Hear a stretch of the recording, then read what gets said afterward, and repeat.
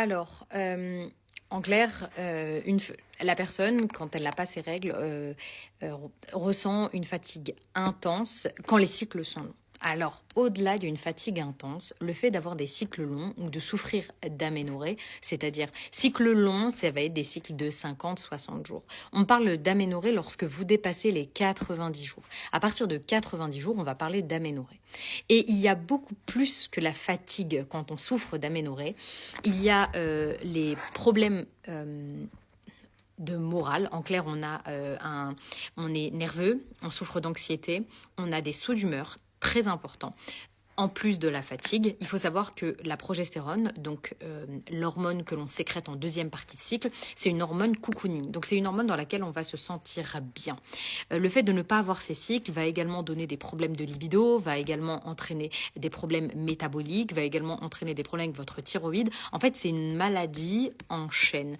Et plus on prend du temps à comprendre ce qui nous arrive et plus on se laisse le temps du style off, on verra après, plus la pathologie empire. C'est ce que j'ai fait, je pensais que ça allait être une maladie de passage à l'époque où j'étais diagnostiquée, et pas du tout. En fait, plus le temps passe, plus ça s'empire, et en fait, on a l'impression que de nouveaux symptômes apparaissent à chaque fois. Effectivement, quand vos hormones, en fait, sont de plus en plus dans tous les sens, ils vont affecter de plus en plus d'organes, et ils vont créer des dysfonctionnements hyper importants, et ça va créer des troubles hormonaux encore plus importants.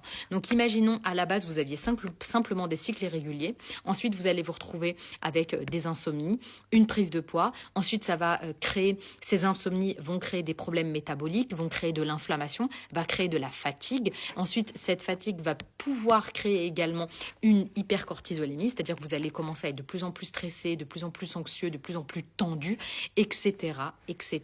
Et on arrive dans un espèce de serpent qui se mord la queue. C'est pour ça qu'à chaque fois que je vous dis de reprendre des choses en main, je vous dis toujours de les reprendre progressivement, de commencer petit à petit. Et l'étape numéro 1, c'est toujours la première étape, c'est l'étape 1, le diagnostic, étape 2, les recherches plus profondes, les recherches approfondies. Essayez de comprendre la source, la base de votre SOPK.